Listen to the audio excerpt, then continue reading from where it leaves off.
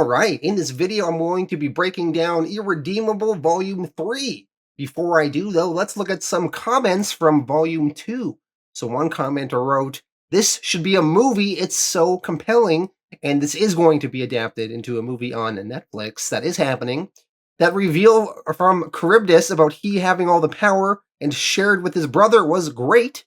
And that is, of course, the big twist in Volume 2, that Carrie actually had all the power to himself the entire time. He was just sharing it. Very interesting twist.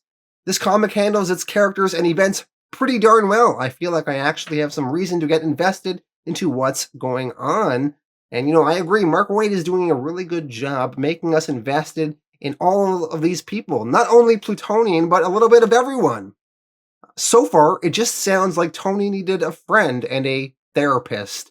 And very true. If Tony was just in therapy, maybe he wouldn't have gone all insane and tried to destroy the world. But alas, he did, and this is the situation we are now in. Anyway, let's dive into the story for Volume 3 and see where the book takes us. Irredeemable Volume 3, written by Mark Waid, art by Peter Krause and Diego Barreto. Issue 9. Continuing off from last volume, the Paradigm are wondering what are they going to do with Incanta. Cubit says that the Modeus robots led them to Incanta, and somehow she is the key to finding the real Modeus. Carrie, now drunk on his new power, says they should just kill her. Modeus is no longer someone they need to worry about, as he is all-powerful. Incanta is just dead weight. Carrie, he even tries to blast her, but Cubit protects Incanta. Cubit yells at Carrie. That's not his call to make, to kill Incanta. Gilgamos puts his hand on Carrie's shoulder in an effort to calm him down, but he burns himself when he touches Carrie. Carrie says to the group, "Incanta's a distraction who's more trouble than she's worth right now. Who's with me on this?" Bete Noir, she agrees, although she's a little biased because Incanta is dressed like her and it's kind of ruining her whole lies to Gilgamos about her affair with Plutonian thing. Cubit, he can't believe the fighting going on. He grabs Incanta and tells her to come with me. Apparently I'm saving your life. Cubit and Incanta teleport away from the others.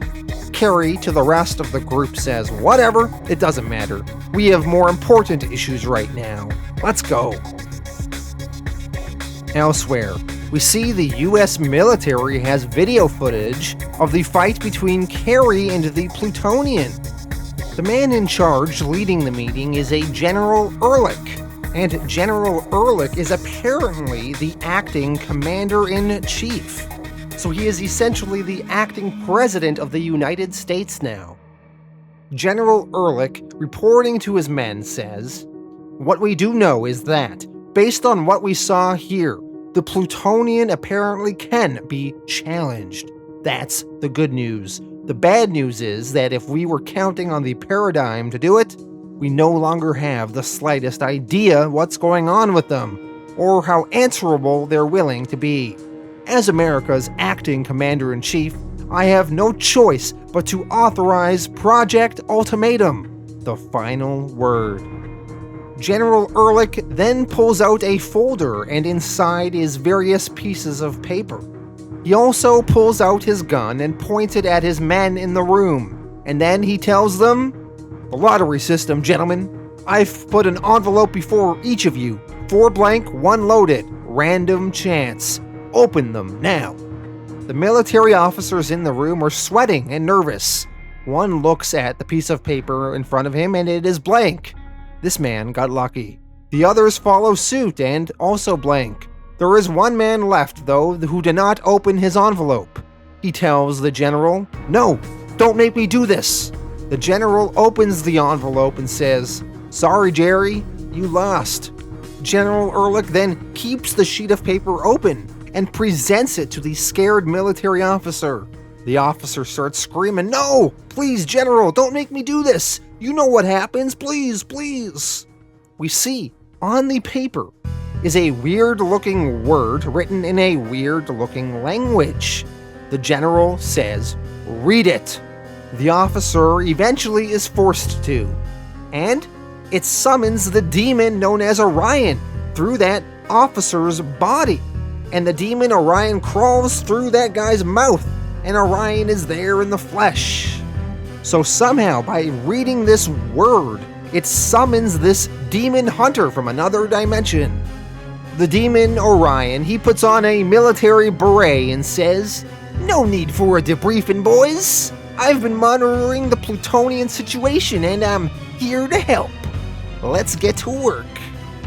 So the US military have summoned this demon Orian to help them with their work and potentially take down the paradigm, as the paradigm may be a threat to them.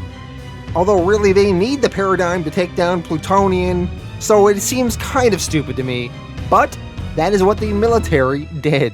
Elsewhere, over to Cubit and Incanta. Incanta asks, "Where am I?" And Cubit tells her, "You're in a lab about a half a mile under the Sphinx. If you're considering a retaliatory spell of some sort, consider that I have the only way in or out." Cubit asks Incanta where Modeus is. He is convinced that she knows, as he suspects the Modeus robots were leading them all to her all along. Incanta claims she knows nothing, but Cubit, he presses a button, and some electronic tentacles spring out from the wall, and they hold Incanta down. Cubit tells her he will do whatever it takes to get the Plutonian back. Cubit, he actually thinks he can save and redeem the Plutonian. Despite everything the Plutonian has done, Cubit still does not believe he should be murdered. Incanta tells Cubit, "You can't save Plutonian, just kill him. For God's sake, he's the greatest mass murderer in human history. He would pull your spine out of your body just for sport. He deserves to die." Cubit, though, he wants his information, and he begins torturing Incanta for a bit.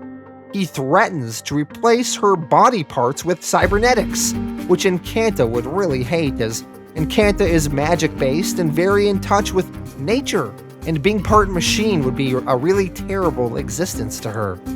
So Incanta eventually caves, and she begs Cubit to stop, and she spills the beans. She tells Cubit all about Modeus. She says that years ago, she met Modeus in a place called Other Space.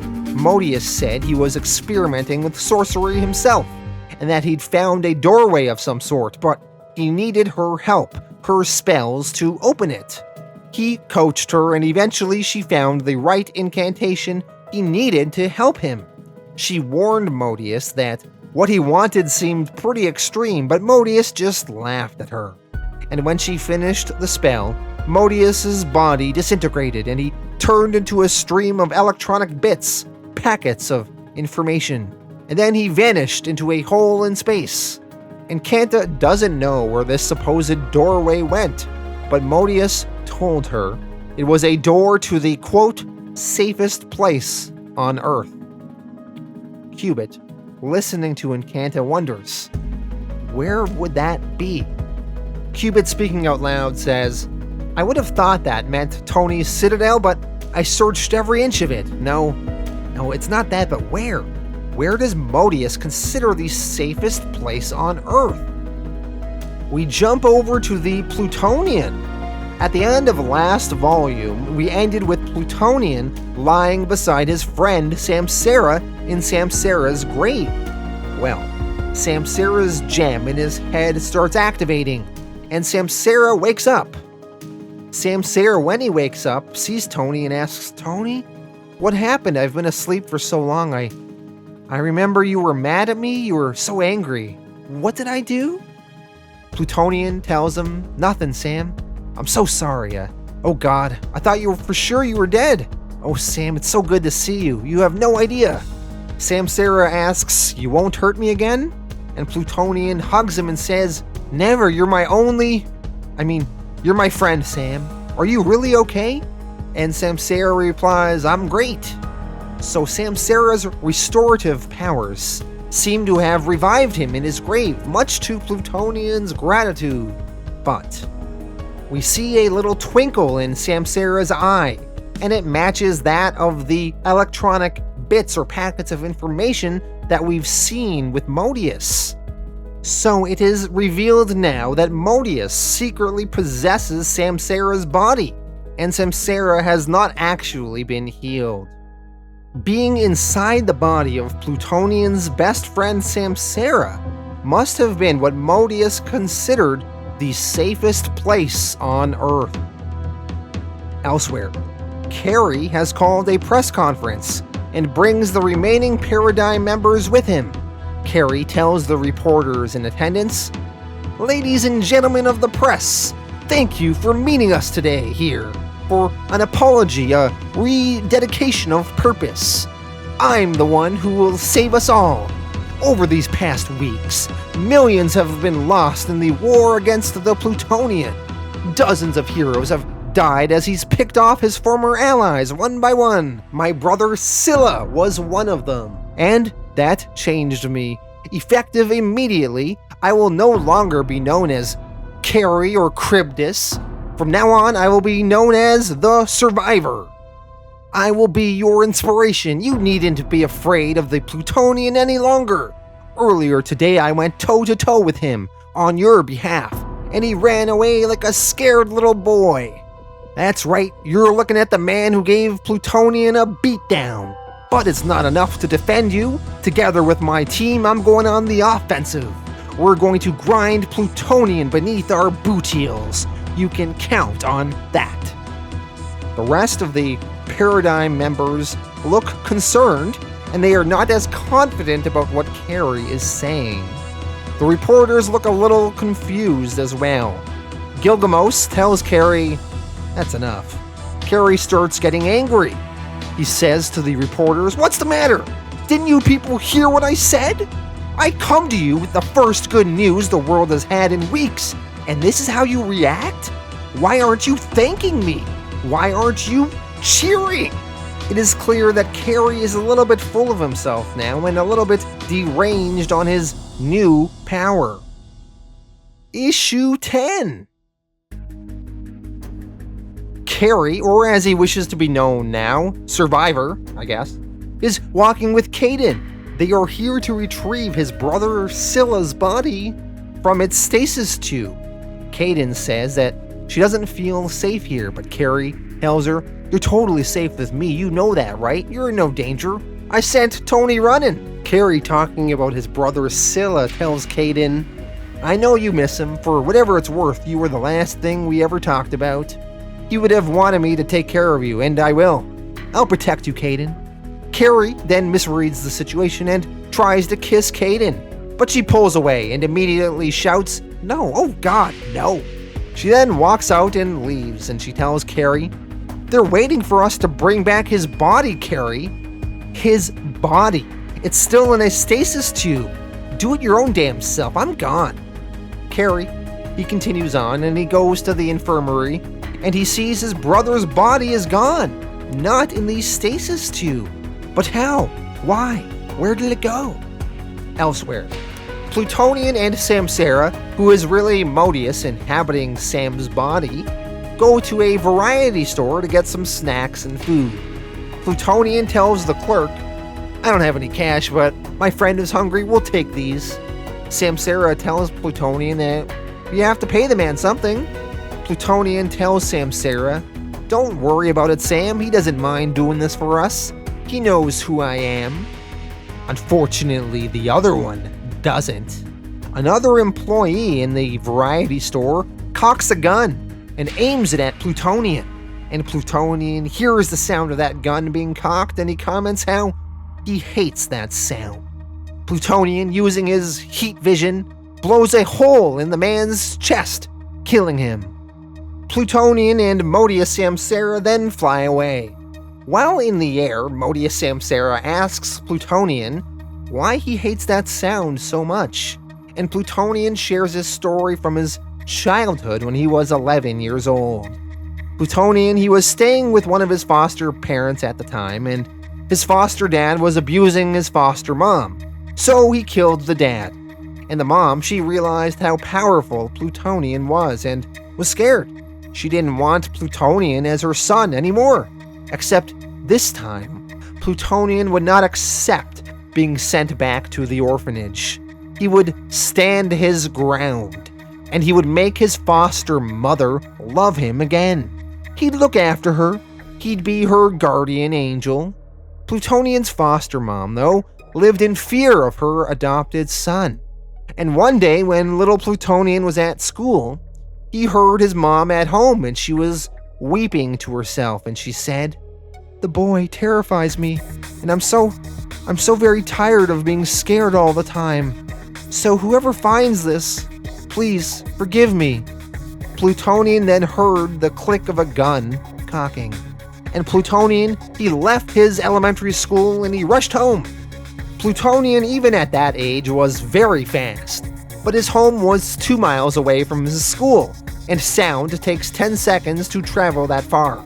So by the time he already arrived home, he was too late, and his foster mother was already dead. Anyway, after that heartwarming story, Plutonian and Modeus Samsara arrive at an abandoned building, and Plutonian tells Sam, "I'm not sure where to go now. Evidently, the paradigm has been at the Citadel. They know how to find it. And I'd rather keep a low profile until I can come up with some sort of plan for dealing with them now that Carrie's leveled up." Samsara tells Plutonian, "I have a thought. Do you trust me?" Plutonian answers, "Only you. But Sam, there are things that have happened that you've missed. I'm not ready to explain them yet." Samsara says, "Then let's table that. I know you're not yourself, and it's obvious the world's a mess, but I'm your friend, Tony, always, and I can tell you how to make everything right again." Modeus Samsara then leads Plutonian into the building, and judging by the look on his face, we can assume that Modeus is going to try and manipulate Plutonian into doing what he wants. To do what, though, and for what purpose is still not entirely clear. Elsewhere, Gilgamos and Bete Noir return to the old Paradigm headquarters that is all destroyed. Gilgamos asks his wife, "Was he better than me?" Bete angrily replies, "I don't want to have this conversation right now. Tony's still at large. There are more important things to..."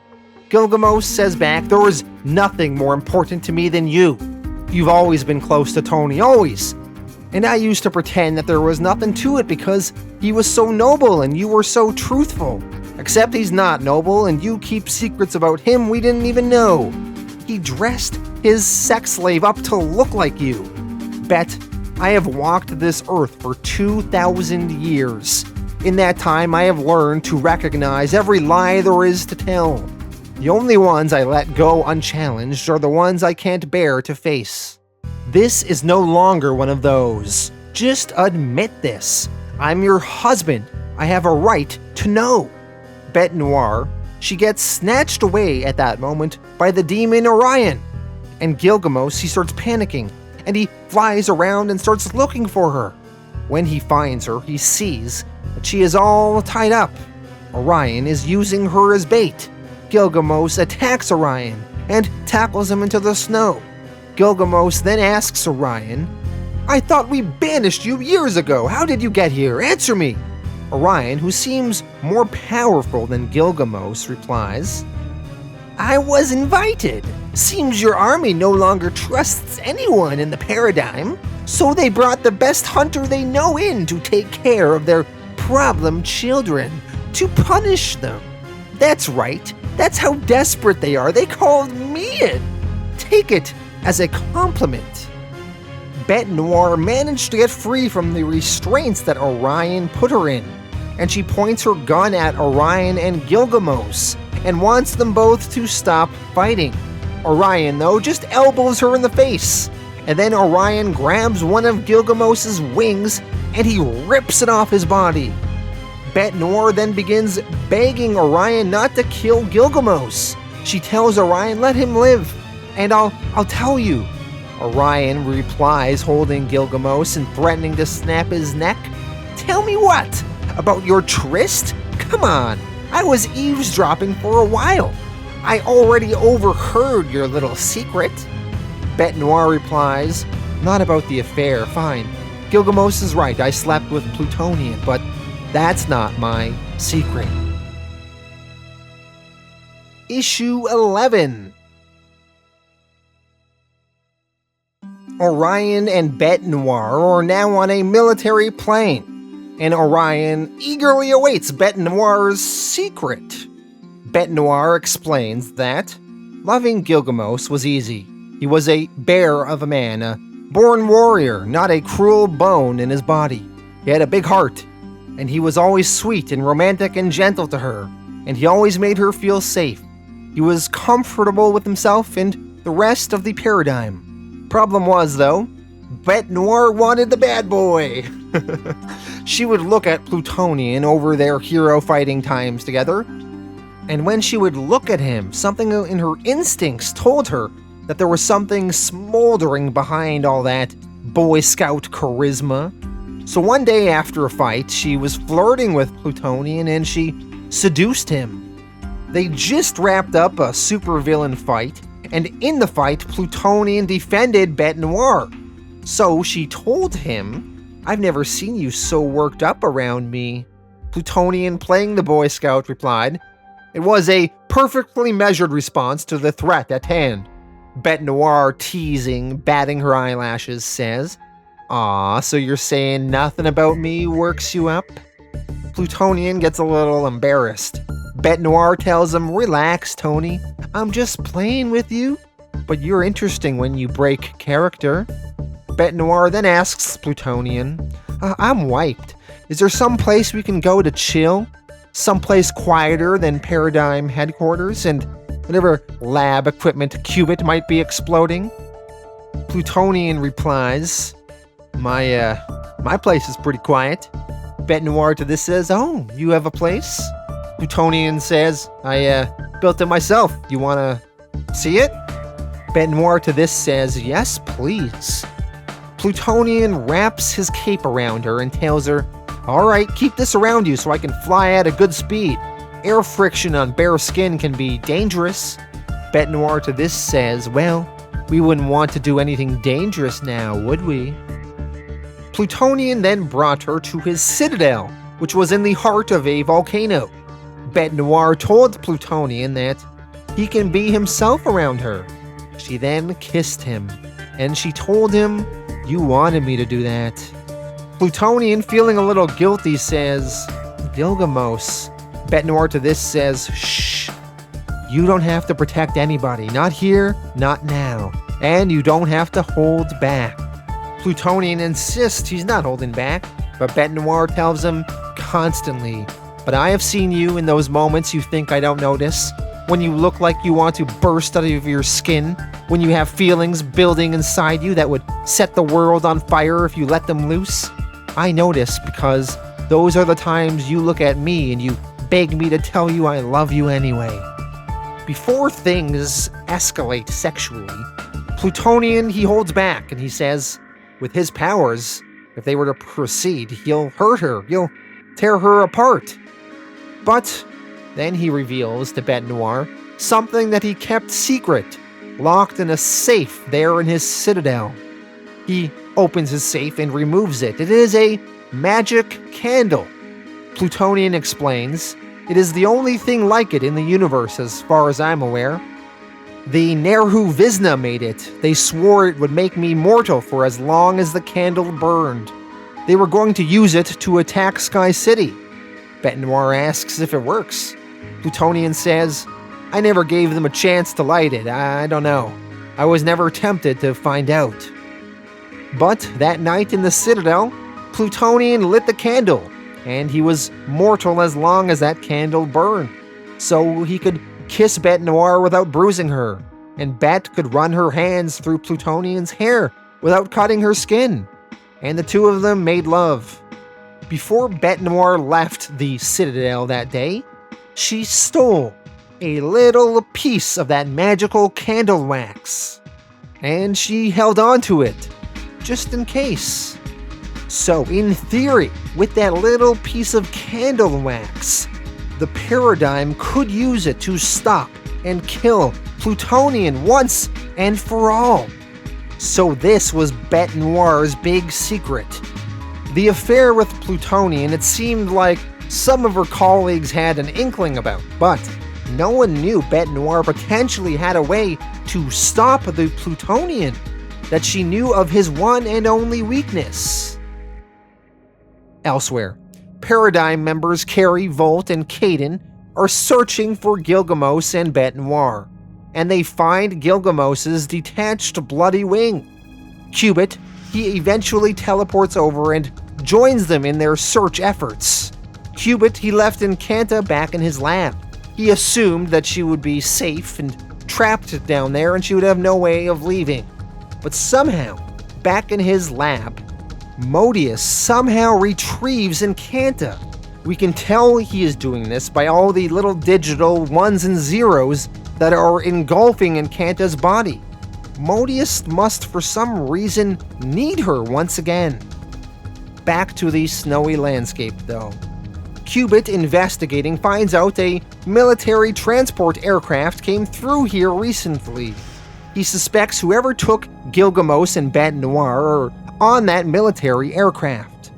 Carrie, he generates a force field bubble around the rest of the team, and he begins flying with them in pursuit of Orion and the military aircraft.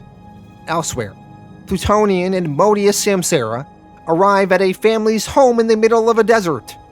Modeus Samsara apparently urged the Plutonian to come here. Within that little family's home, we see Anita Daniels, the mother, Lauren Daniels, the father, and Joey Daniels, their son.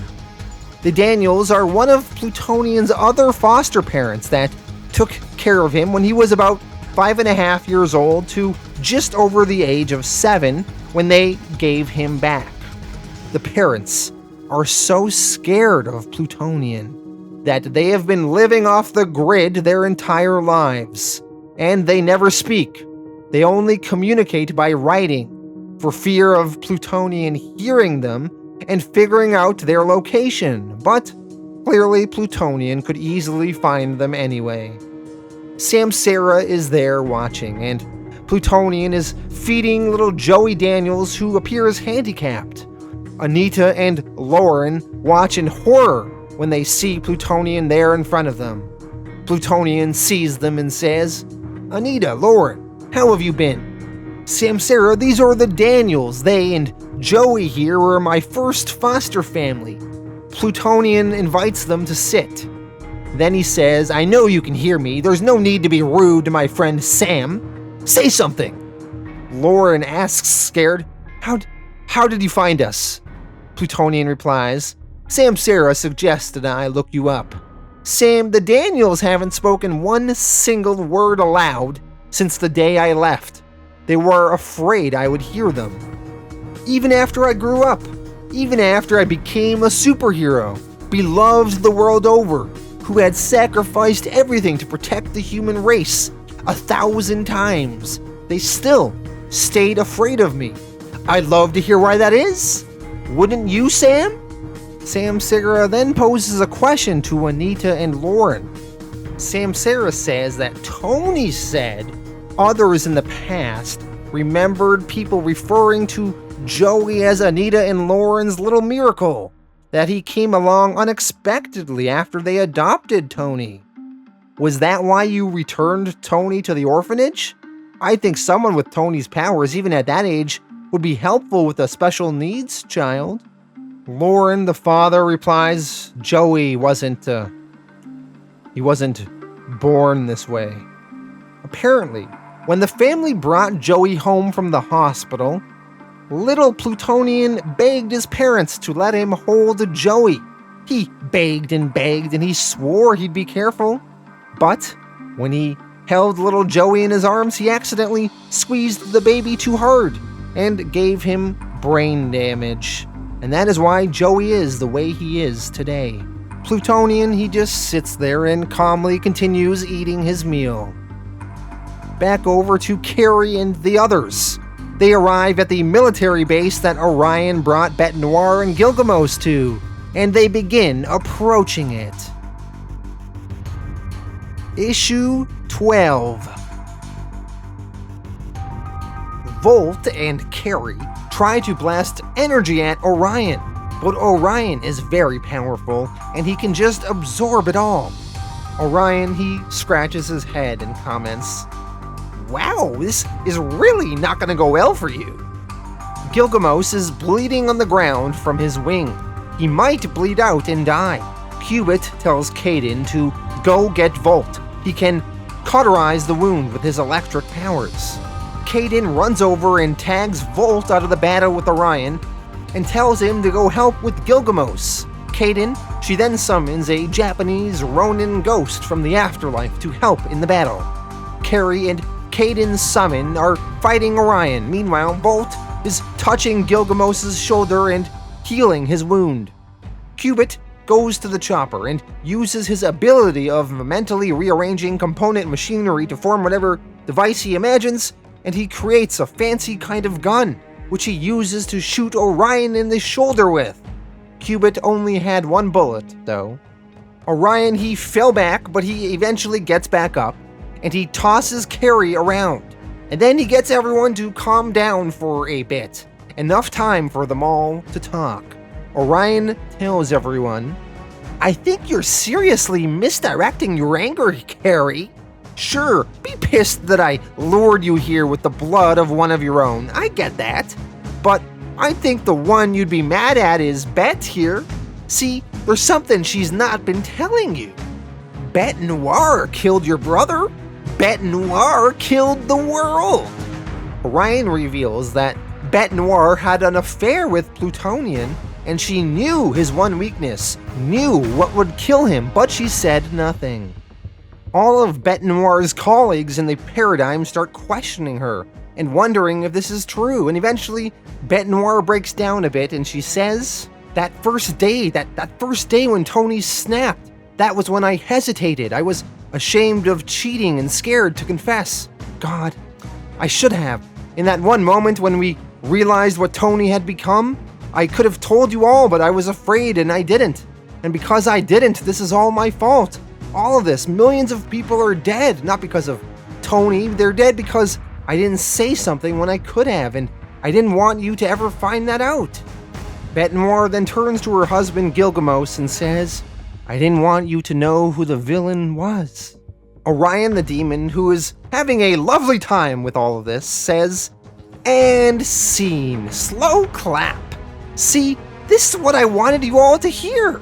Yes, I could have just punched you in the head all day, but I realized this would be so much more damaging, entertaining, whatever. And the confession isn't even the best part. What makes this a true red letter day is what's standing right behind you.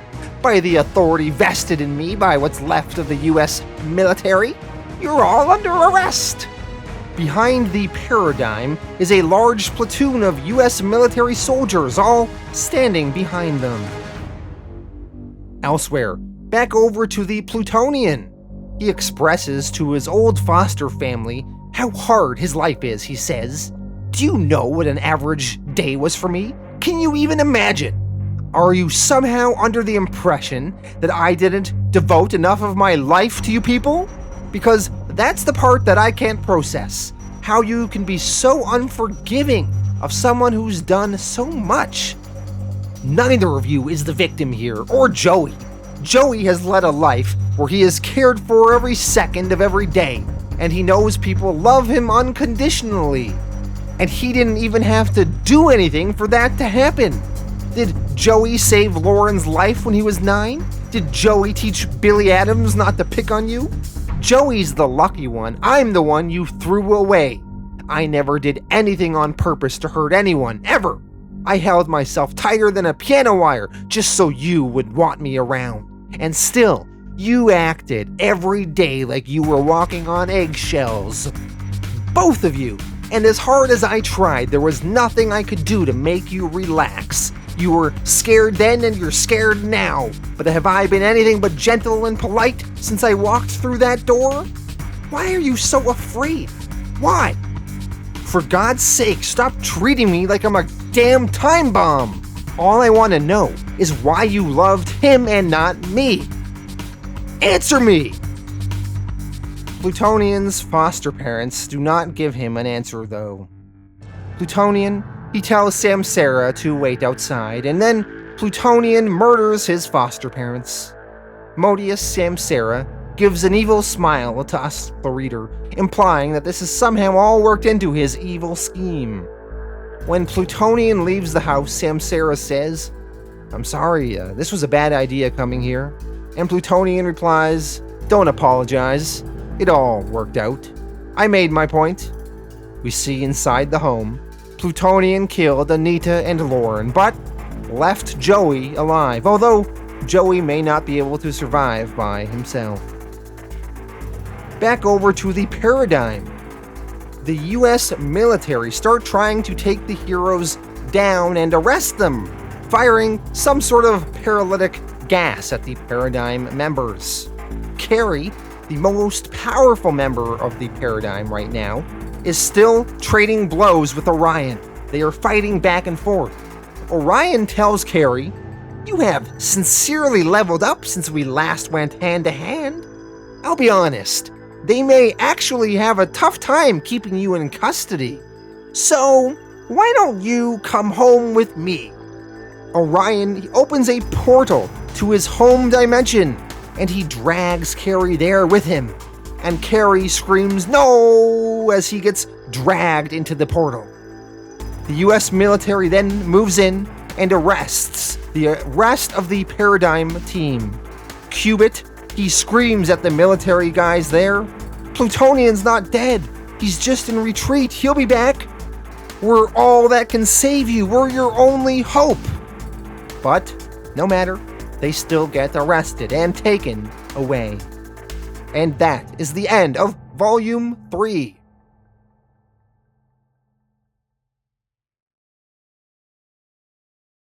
Alright, that was Irredeemable Volume 3. Let me go through some of my favorite things about this volume.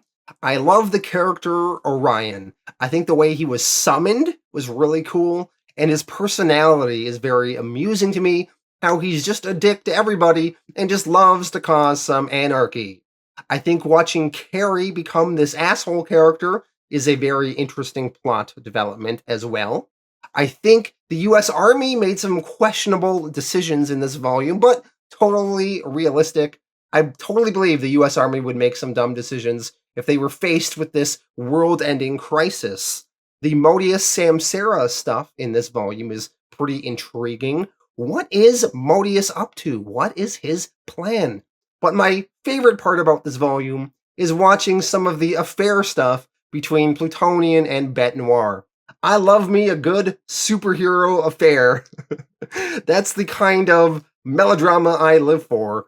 My favorite superhero affair in comics is probably Cyclops and Emma Frost cheating on Jean Grey in X-Men. That was some good stuff.